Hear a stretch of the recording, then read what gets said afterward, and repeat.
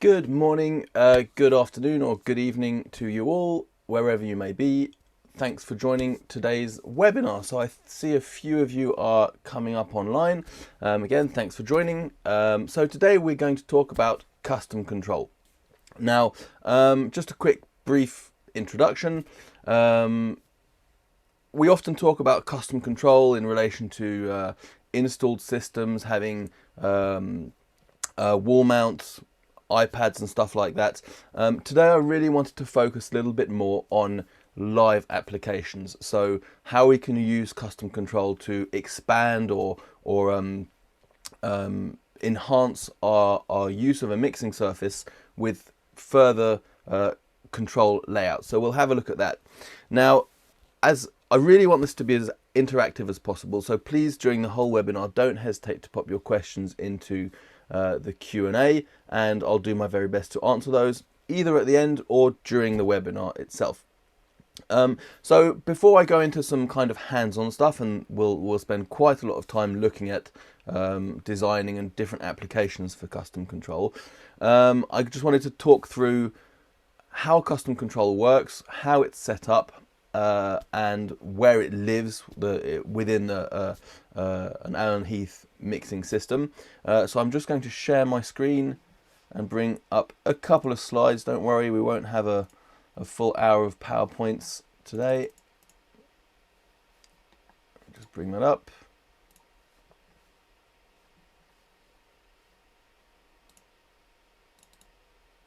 There we go. Okay, so today we're talking about custom control, and custom control comes in two parts, or two pieces of software, if you will. The first is the custom control app, and this is where the layouts that we design, the control surfaces that we design, are going to appear and will be controllable. So where I can press buttons, where I can move faders, etc. But we cannot edit the parameters, edit the faders where they are with the custom control app. So once the custom control app is connected and it displays a layout, it's fixed, and that's what we've got to control. The other part is the custom control editor, and the custom control editor is what we use to design our separate layouts, design our appropriate work surfaces. So let's have a little quick look at both of those. So custom control app, the part where we have our layouts, is available on multiple platforms and multiple devices. So the app itself, custom control app, has an app for Mac OS, so any Mac computers, for Windows, so Windows PCs, for Android and iOS, and that is both for phones and tablet devices as well. So pretty much any sort of hardware that you're going to use to control your system is covered by the custom control app. Next is the custom control editor, and custom control editor, as I mentioned before, is where we can design our separate layouts, and that's available for Mac OS and Windows computers as well. So both platforms, you can download the app and design your layouts on there. So let's talk about these layouts, and then we'll get into a bit of nitty-gritty of how we can design and how we can use them. So layouts are the kind of work surface, it's the name layout, it is what we use to control our system. And we can have multiple layouts uploaded at any given time, and we'll look at how that can make things really flexible in a couple of seconds. Now the layouts, and this is the crucial part to understand, are uploaded and stored inside the mixer, and that's for dLive and Avantis, and also AHM, but that's not kind of the topic for today. So once I design my layout, I set my faders, my buttons, my meters, etc. With the custom control editor, I can upload them into my mixer, whether that's dLive or Avantis, and they live inside the mixer. So all the graphics, the layout, etc. lives inside the internal memory of my mixer. Now, why is that really beneficial? That's beneficial because it means that any device that connects to that mixer over the network can then download those layouts and use them on their tablet. And it can be 1 or 3 or 5 or 10 different devices. They all have access to those layouts that I've designed. Now, layouts are downloaded to the device and they're recalled by a certain amount of parameters. and this makes them really flexible, and again we'll look into some examples of that in a second. And so layouts will be recalled based on 4 different parameters. First of all, login credentials. So that means different people can log in as a different user and have a different layout that will appear on the device. So the front of house engineer might have his login and he'll have a certain amount of parameters on his layout. Then a system technician might log in with a different set of credentials and have a different layout appear on his device. And then in certain applications you might want to have another person who's got access to monitor PFLs, for example, and they can log in with their credentials and again have a different layout appear on their device. So that makes it really flexible for different people to log in and have different layouts appear. The next parameter that will change which layout appears are the scenes. So we can assign different layouts to different scenes. So when I recall a scene, a different set of parameters appears on my custom control app. That means that I can have different controls of different parameters. So I might have a certain set of effect sends that appear on my tablet when I'm on song 1, and then different set of effect sends that appear on song 2, and so on and so forth. So I can assign layouts to individual scenes to show different things. If I'm mixing musical theatre, that might mean my 4 vocals of the 4 people on stage for that scene appear on my device, and then on the next scene, different people, different faders. So again, in the same way I can set up custom layers on my console, I can have custom layouts on my app that change depending on the scene. Then different layouts will appear on different devices. Now, I'm sure you understand that whether I'm controlling parameters on an iPad, and that might be 16 or 24 faders on an iPad, that's perfectly doable with the size of an iPad and the size of a finger. That works. However, putting 24 faders onto a phone might get a little bit trickier, a little bit constrained. So we can also set a layout to recall per device, which means that a set of parameters will appear if I'm connecting with a tablet, such as an iPad or an Android tablet, but different parameters will appear if I'm connecting with a phone. And that means, again, I can customize my layouts to match the device I'm connecting with. No one wants to have 24 faders on a phone and desperately trying to catch the right one, okay? And then finally, the last parameter that will define how we recall a layout, or which layout is recalled, is the orientation. So with a tablet or a phone, that means that I can have a certain set of, or a certain layout appear when I'm horizontal, but if I turn my device, I get a different set of parameters. And we'll look at that in just a second. So hopefully that's clear. Again, the Q&A box is there. Don't hesitate to pop your questions in as we go on. I'll keep an eye on that and try and answer any of your questions as we go through. Okay, fantastic. Right, so enough PowerPoint for today, which is good news. What I wanted to do now is share with you some examples of how we can use custom control for different applications to expand the way you work with an Avantis or a dLive mixer. Now, there are a few discrepancies between Avantis and dLive in terms of what's available, just by the definition of the console and the channel counts, etc. But other than that, the functionality, the way you upload things is exactly the same. So whether you're on Avantis or on dLive, workflow is very much similar. So I'm just going to share with you now my, just get there, custom control editor. So where I design my different layouts, and I'll talk you through a few different configurations that I've designed. I'm not going to design full layouts with you today, because to do it really nicely, it's a little bit time consuming, just because you need to name all the faders and assign them to different channels. That takes a bit of time, but it's not at all difficult. But I've pre-designed a few layouts to give you some ideas. And again, if you've got applications that you want to ask about and see if it's possible, please don't hesitate to pop your questions into the box. So, custom control editor, there we go.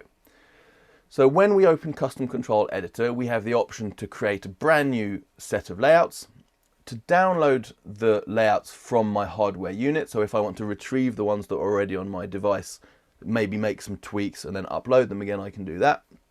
Or to load from a pre-designed file. So I'm going to load from a file that I designed a little bit earlier on. And the first one I wanted to show you was the systems. So here I've designed 4 different layouts. Now, I'll come to this one in a second, to the first one on the top left a little bit later on when we talk about monitoring solutions. But here what I've done is I've designed 3 different layouts that all have kind of different functions on. So the first one here has very straightforwards 2 faders, 2 soft keys and a fader, and I'll come back to that in a second. But what I wanted to share with you first was these 2, the ones that are called outputs and inputs.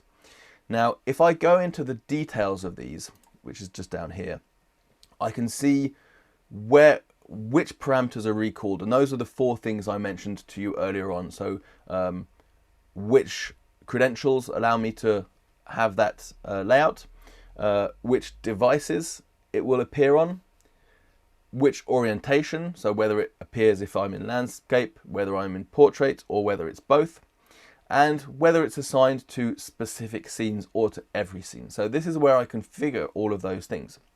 Now, these 2 are both assigned to exactly the same scenes, to exactly the same users. I've just changed the fact that they appear either in landscape or in portrait mode. So you can see this one only appears if it's in landscape, and this one only appears if it's in portrait. Okay, so I've designed these 2, and what does that mean in terms of workflow? So I've got one here that's configured for my outputs. So I've got my console set up with 5 different matrices. One's my left-right matrix, one's my subs matrix, one's my front fills matrix, one's my delays matrix, and one's my record matrix, so my send to record. Now, if I'm a system engineer and I've got a guy mixing on the console, the last thing I want to do is say, excuse me, I just need to get to the layer where the outputs are. I need to adjust the front fills a little bit. So to have that on custom control, operating the matrix outputs on the console itself without getting in the way of the engineer is really quite suitable. Now, in the environment where I might be using a festival console and I might have guest engineers coming in with their own consoles, if my dLive or Avantis is my master console and I'm taking their inputs from their consoles to my Avantis, it's also really practical to be able to adjust their levels just on my device without having to go into the console, maybe someone setting up a file or something like that. So I've done a second layout, which is my inputs. So I've got 2 stereo analog inputs to take their analog inputs from their consoles, 2 stereo Dante inputs, so taking inputs over Dante, and a stereo AES EBU input if they're giving me AES, for example. So those are coming into my system, and I've got control of those as well. Now, because I don't want to use up multiple scenes or have to log in with different credentials to have these appear, as I said, I've got one to appear if I'm horizontal and one to appear if I'm vertical. Now, if I share with you really briefly, I will change my share, and I'm just mirroring my iPad that I've got in front of me right here.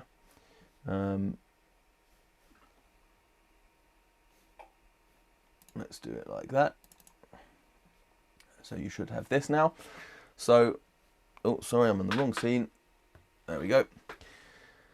So you can see now that I'm holding my iPad horizontally. You'll have to trust me on that. There we go.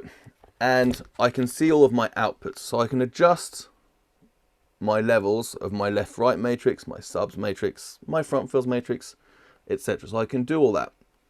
If I then want to have a look at the inputs coming from various consoles, I can just turn my iPad vertically, and you can see that the layout's automatically changed. And now on my iPad, I've got control of the inputs, depending on what they are. So I might mute or unmute. Oh, analog 1's ready to play. I'm doing that. I can monitor the input signal of my analog 2. Yeah, I've got signal coming in when his show's about to start. I mute the first console and unmute the second one. And then once the show started, I can come back to my horizontal and adjust the subs. He wants the subs down 3 dB. I can do that on my iPad quite easily. So that's one idea of a layout. Really straightforward, quite easy to program, and I've just assigned one layout to horizontal view and one layout to vertical view. So hopefully that gives you an idea of what you can do. Now, let me just come back to my editor. So I've got another layout that I've set here. Okay, this one right here. Now I've assigned this layout into my system, and I've assigned it only to scenes 10 and 20.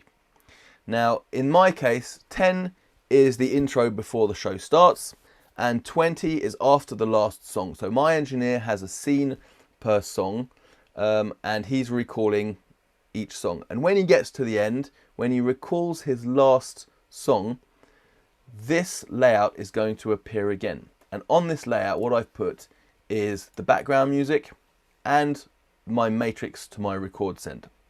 So let me come back again to my, in fact, I'll do something a little bit different. I'll share my whole screen with you.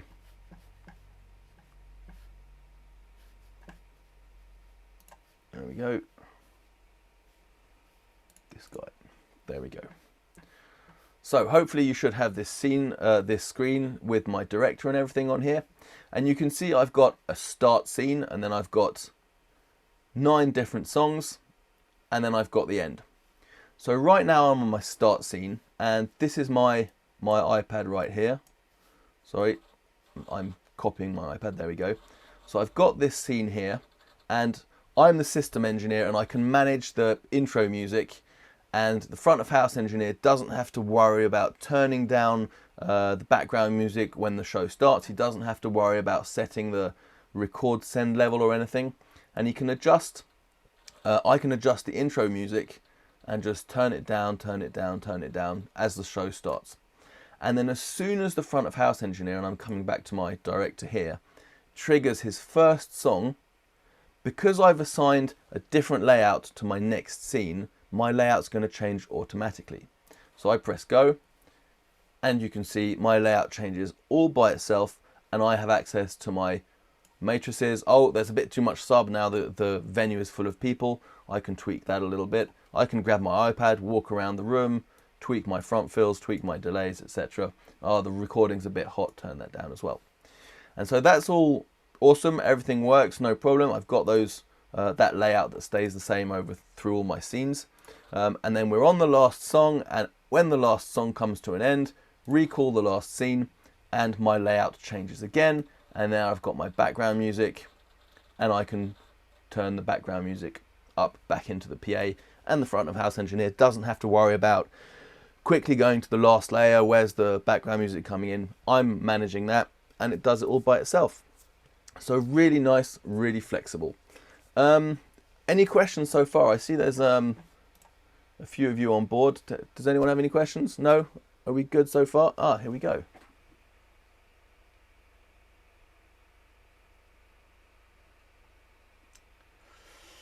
Okay, Ralph, you have a question. You were talking about the use for system techs, how to implement oscillator and output delays. Cool. Well, I'll keep that question, and we'll come in, and when we go back to custom control editor at the end, we'll have a look at some of the parameters that are available and see what we can do. Okay. So the next layout I wanted to share with you, and this is something we talked about not so long ago with Andrew Crawford, was him setting up custom control for his stage tech to monitor channels. Now, if I'm on a festival or I'm on a show and I've got my stage manager, it's really practical for him to be able to line check for me without me being at front of house when they're setting up the stage. And we can use custom control to set up a layout to do that. So let me come back to my editor.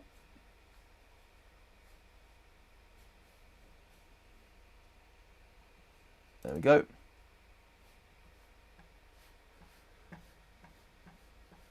Okay, so we're back on our editor, and I've designed another layout here. And on this layout, I've set up a certain amount of keys. I've got 36 keys that I can press, and on each one I've added a dynamic label. Now a dynamic label automatically takes the channel name that I've assigned it to. So this one is assigned to input 1, and so this will display the name of whatever is on channel 1. So if my channel 1 is kick, this little label will say kick on it. Okay, and now with this, what I can do is I can assign this key to a PFL bus. So in dLive you have multiple PFL buses, and so I can assign, for example, my PFL bus 2 to a couple of XLRs on my mix rack. Those go into an IEM system, and my stage deck has some IEMs wirelessly on stage. He's walking around with his iPad, and every time he presses a key, he's PFLing input channel 1 to PFL 2. So he's going to PFL that to his ears. This is going to be input channel 2, this is going to be input channel 3, and so on and so forth. And what I've done is, in my layout details, I've assigned this to a different user. So my stage manager is called Steve. I've given him different user credentials on my system, and when he logs in, he's not going to get this or this or this layout. His layout is going to be this PFL bus layout. So that's what's going to appear on his device. So without uploading a different layout, without having a secondary system, he has access to PFL all of the input channels completely independently to what I might have at front of house on my layout if I want to. Okay, so let's have a look how that looks. I'll come back over to my iPad. There we go, a lot of to and froing of the screens today.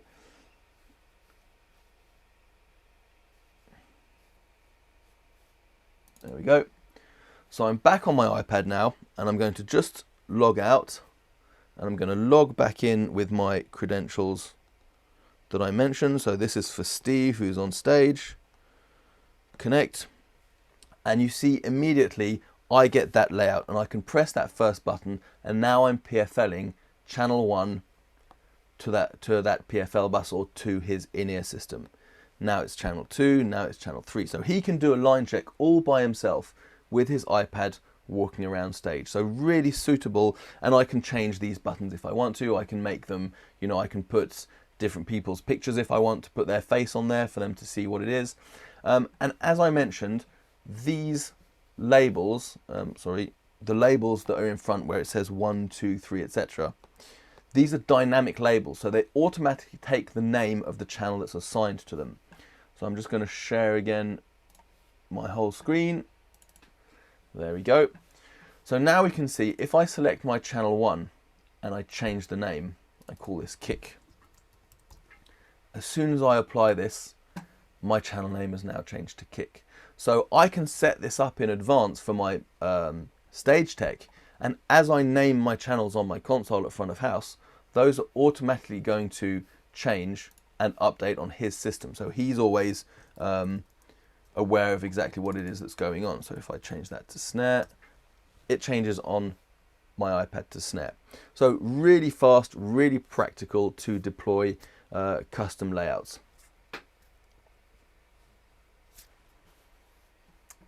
Great. So any more questions right now? Please pop them in. Don't hesitate to ask. So where was I?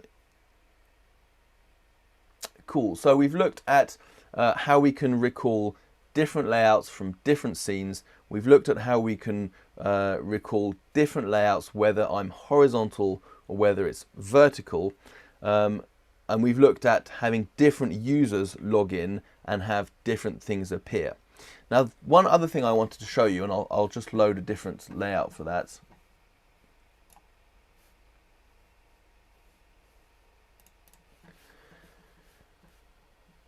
There we go.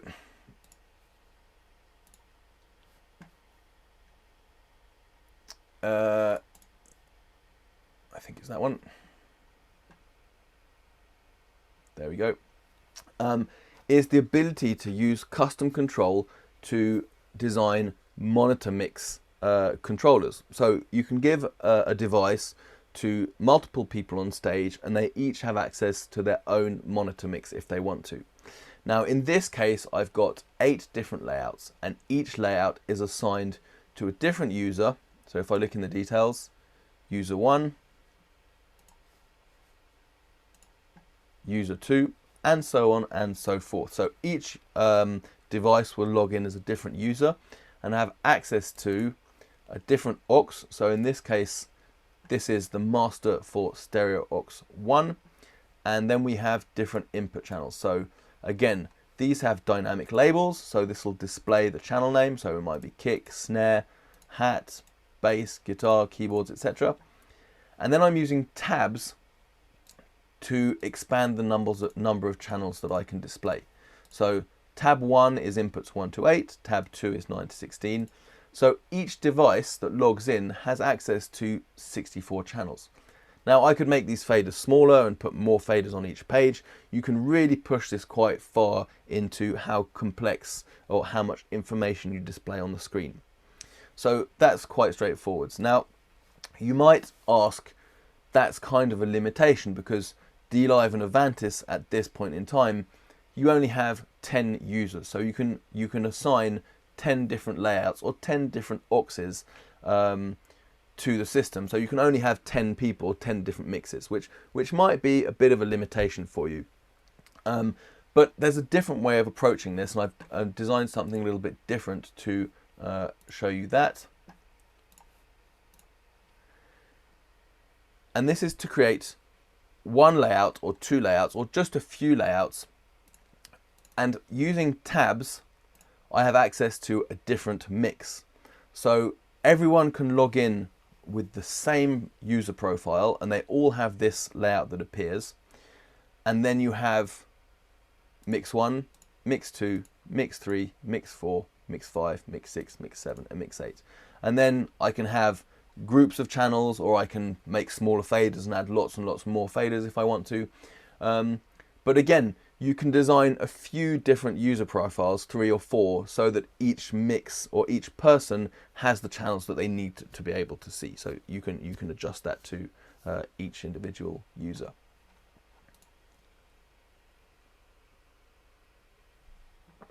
Now, we mentioned earlier on the possibility to load layouts based on the device.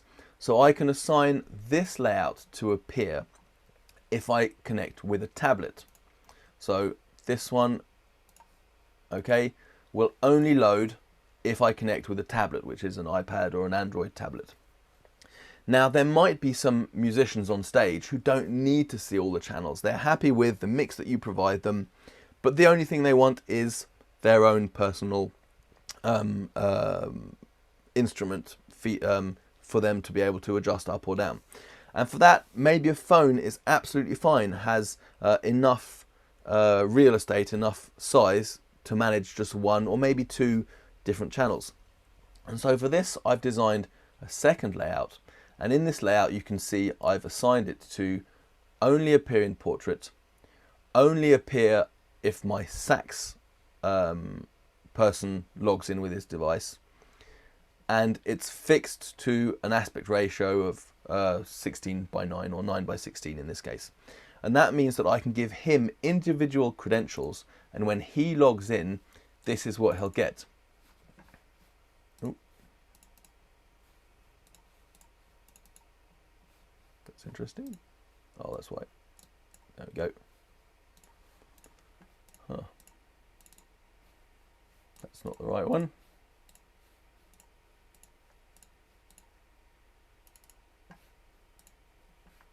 Let me try and load that again.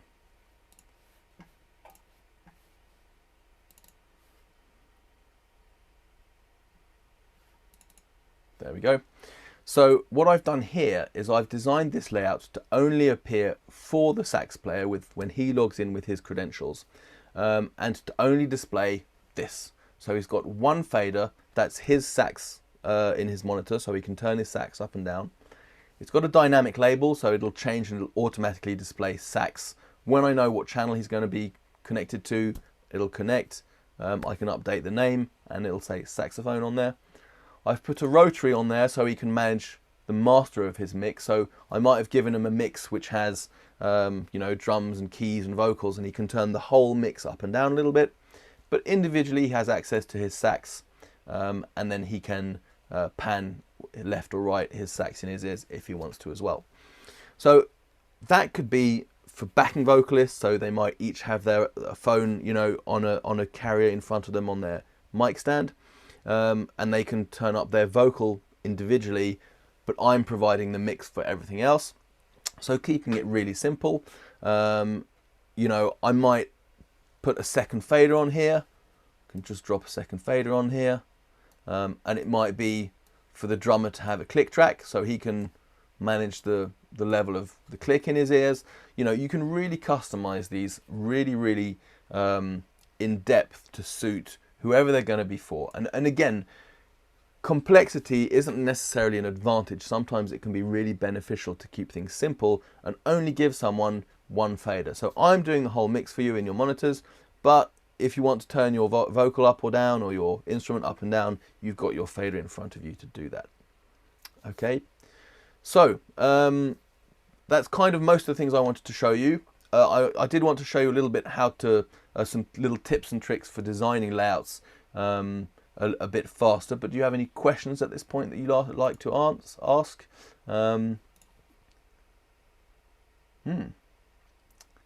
So yeah, I've had a couple of questions. I will get to those in just a second. So,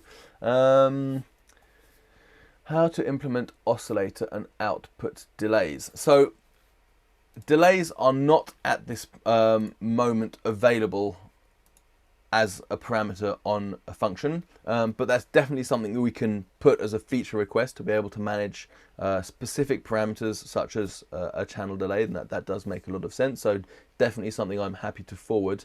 And then oscillator, if you assign the oscillator to a channel, you can mute and unmute it if you want to, so you can have it as an input, and then you can put a mute on that input on your surface and mute or unmute your oscillator.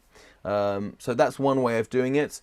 The other option is to do scene recalls where you've filtered everything except the routing of that oscillator to a given output. So you could have one scene where everything is completely filtered, so nothing's being recalled except your oscillator being sent to your left-right. Then the next scene would be to your subs, the next scene would be to your front fills, and so on and so forth. And you'd assign each of those scenes to a key on custom control, so you could recall that quite easily. So hopefully that answers your question. But definitely, again, more than welcome to take any of your suggestions for functionalities that you'd like to see in the future. Hello, can we change from one cue list to another? Any delay will be. I'm not sure exactly what your question means. We can definitely recall scenes if that's what you want to do. So you can assign scene recalls to soft keys. But again, if that's not exactly what your question is, please don't hesitate to type in a little bit more details about your question, and I'll happily answer that as best as I can.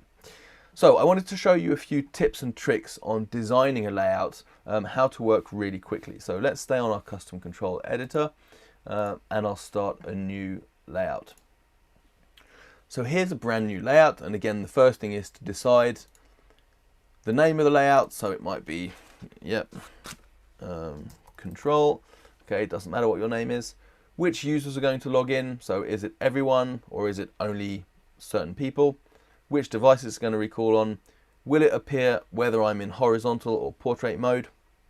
Which scenes it's assigned to, and whether it's fixed to an aspect ratio or not. So the aspect ratio thing is just to define if I'm always on the same device, will it stretch or will it stay formatted per my design so that it always looks exactly the same. So if I design it in 4:3 to a 4:3 ratio, if I open it on a 16:9 ratio device, it's going to stretch it. So I can say fix it to 4:3, which means it's going to keep it in a 4:3 format, and I'll have a couple of black strips on the side, but it'll keep the same format, so it won't stretch anything. So you can do that as well. So I'm happy with all of that, and I'm going to double click on there and open my layout. Now I can zoom in a bit to make it bigger. Now I don't want to spend a full 20 minutes because I'm sure you're really capable of designing your own layouts the way you want, but I wanted to show you a few design tips or tricks that I use to design a little bit faster when I'm doing more complex things. So the first thing is if I want to do multiple items. So let's talk about faders, for example.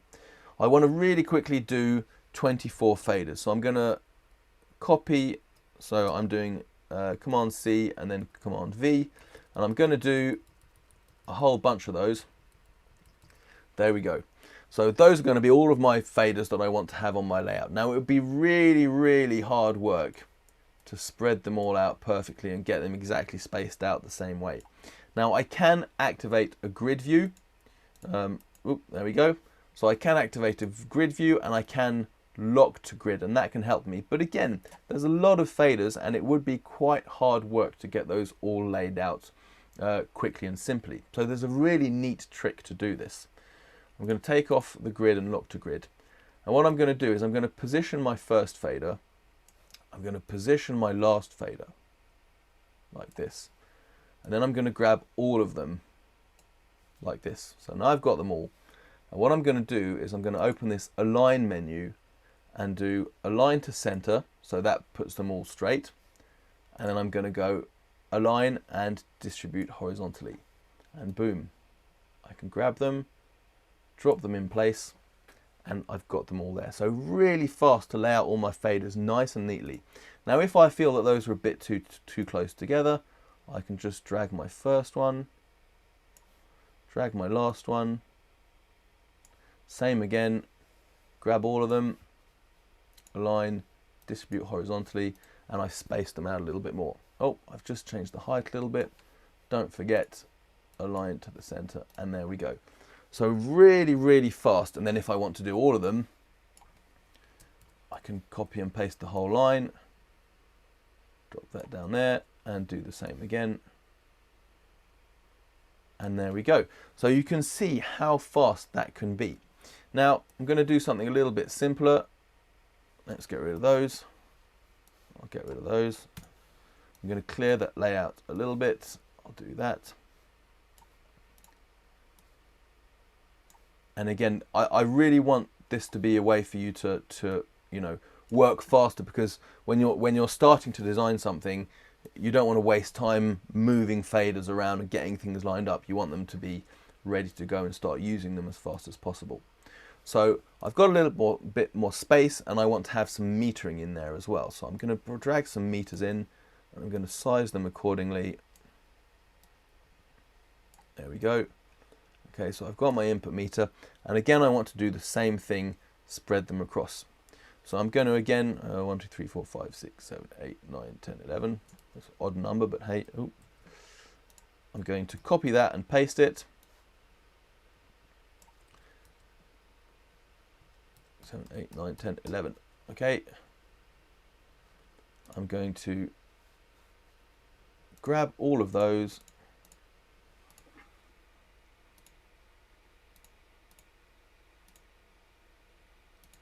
I think I've got 11. Okay, and same again, distribute horizontally, align, and plonk. There we go. So it really shouldn't be intimidating or take you a lot of time to design quite advanced layouts. And again, I don't want to go over this forever and ever, but if I want to do the same with my mute keys, I can drop a mute key here. 2 3 4 5 6 7 8 9 10 11. Bring the last one down here. Oops.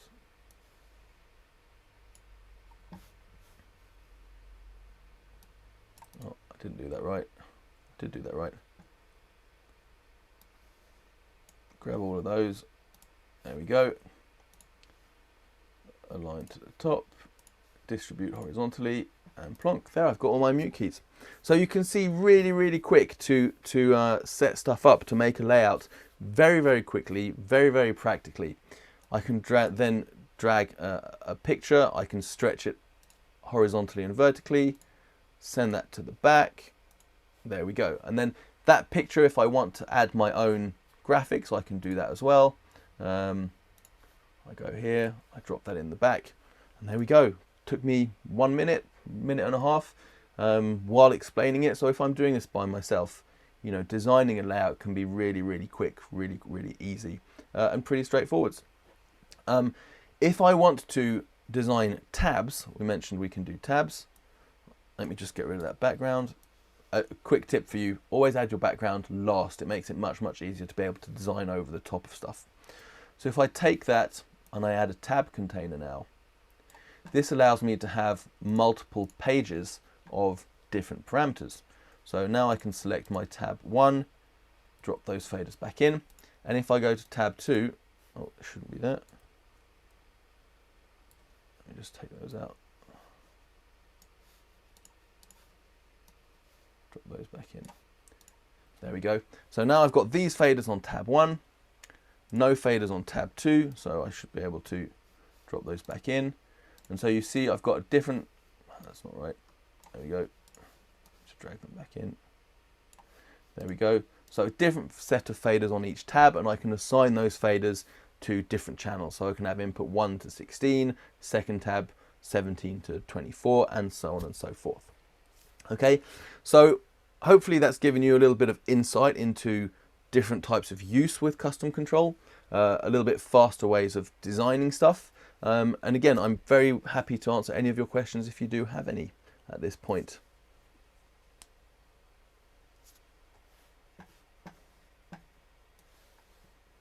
Very quiet.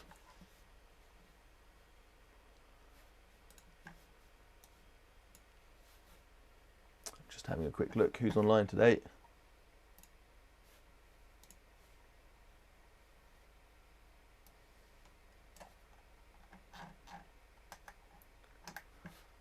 No, well, in that case, I think I might have answered most of your questions. So I hope that was insightful for you. I will bring this webinar to a close unless you've got any more last minute questions that I can get to. We do have, can we create any type of meter in it? So let's have a quick look. So meters can be input meters, obviously, and I can assign them to inputs. I can show the scale or hide the scale, and those can be assigned to an input, to a group, to an aux, to a main bus, to a matrix, to my effects sends, to my effects returns, or to my monitor bus. So we can have a meter for anything that, I'd meter. If you want to have gain reduction, you can do that, but it's a separate type of meter. So a gain reduction meter, you can drag in and drop that and show gain reduction, and that can be for a compressor or a gate on any of my inputs, my groups, my auxes, or my main or matrix buses as well. So hopefully that answers your question. Hi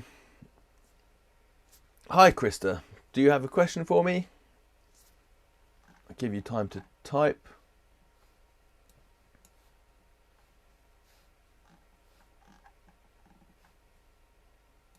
What's really interesting is when you start exploring custom control, you really discover that you can have like a second mixing console on the side, or have access to functions that you always need to have available on the side.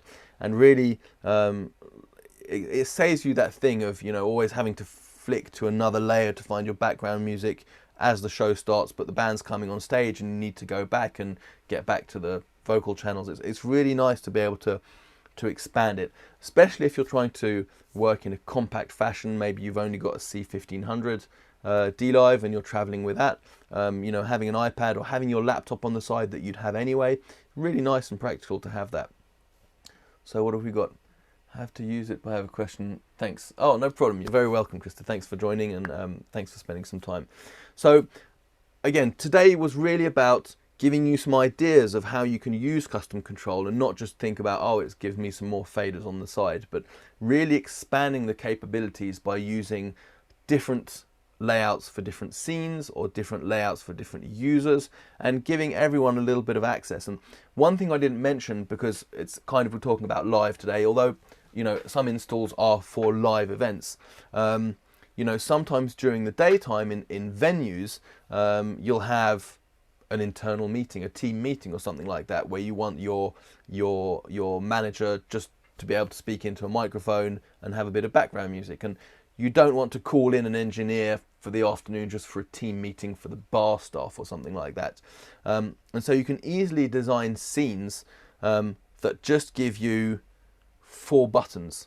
And on that scene, one button recalls another scene, and that scene just displays 2 faders, one for the microphone and one for the background music. So then anyone who's in the venue, they can take the iPad that's at the bar and they recall that scene, which just gives them the microphone and the background music, and that's it.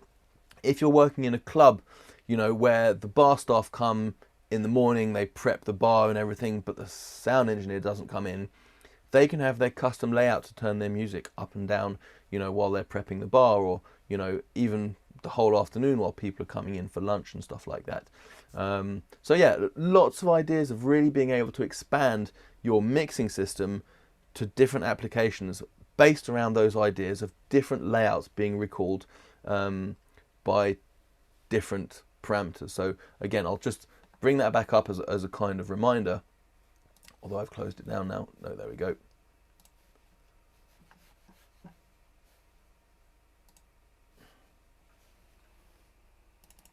Plonk, there we go. So this idea that multiple layouts are uploaded into the device, and this is really, again, important to understand, that the layouts are stored inside the device. So if I come into my venue every day and I use my iPad and I smash it, I can go and get a new one, or someone lends me theirs. I install Custom Control app, I log back in with the same credentials, and I get the layouts back again. I don't need to download the layout file, load it into the app, load up the app and have it appear. It's instantaneous, you know. Anyone comes in, you know, a guest engineer, you're busy, you can't do that show that day, you tell him to come in, you say, oh, bring your iPad, log in with those credentials, and you'll have all this stuff on the side. You know, I don't need to send him any files or stuff. It's linked to the mixing system, which is really powerful.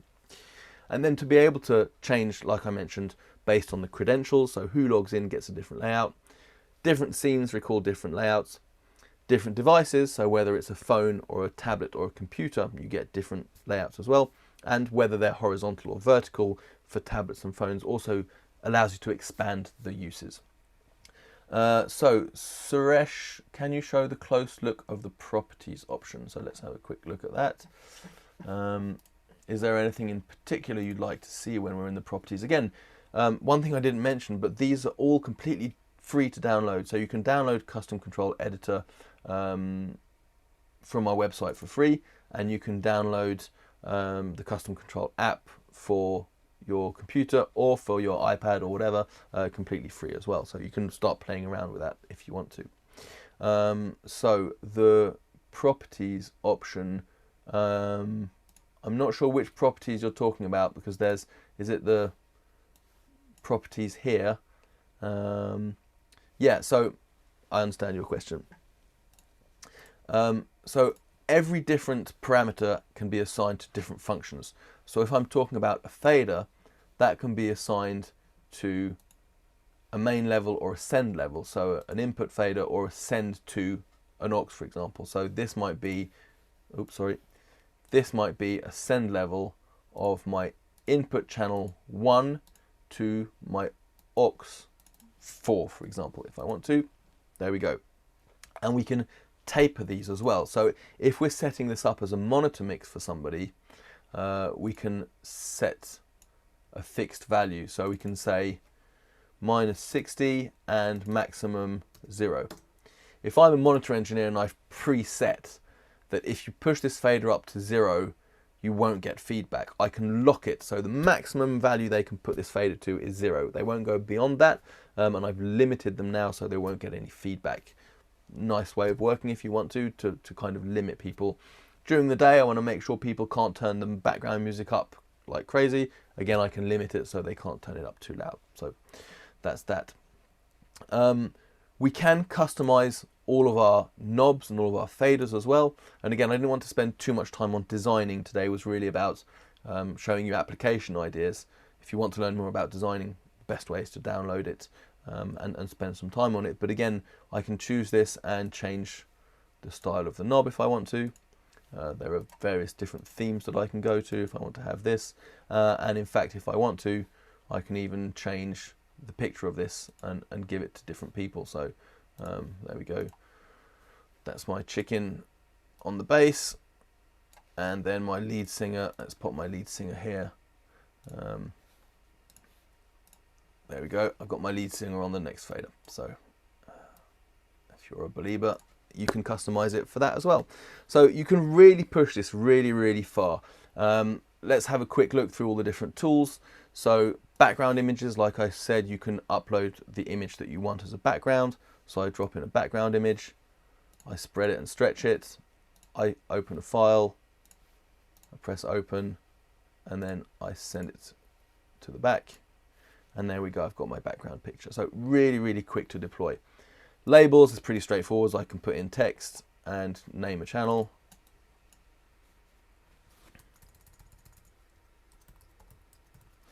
There we go.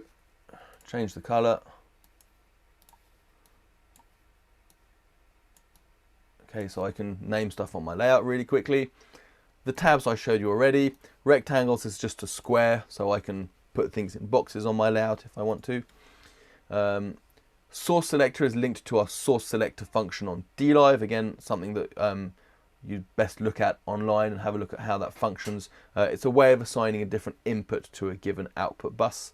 Buttons, again, there are lots and lots of different parameters that I can assign to buttons, whether it's mutes, whether it's PFL buttons, scenery calls, talkback assigns, mutes, nudge levels up or nudge levels down, activate AMM, deactivate AMM, a tap tempo, a custom MIDI, so if I want to trigger external devices that are over MIDI, or a sender sign, so switching on my send to an aux or off, I can do that.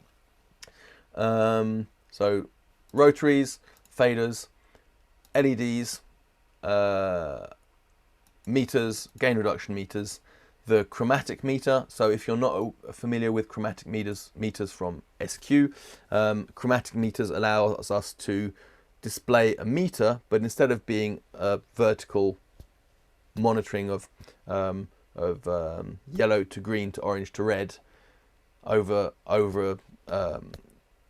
a vertical displacement, it's the color that changes, so I can monitor level changes with a single LED. Okay, and then the dynamic labels we've mentioned already, that you can assign it to, I'll pop one in here, you can assign it to a channel, so I'll assign it to input 1, and that will display the name of whatever is on input 1. So if it's kick, it'll be kick. If I change the name of channel 1 to bass, it'll change to bass.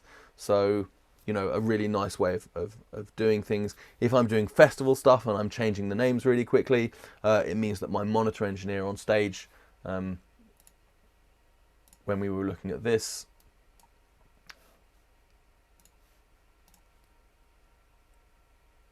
oh, sorry, wrong one. I knew I'd get the wrong one. It was in here, wasn't it? So when I had this layout where I had my stage technician managing, doing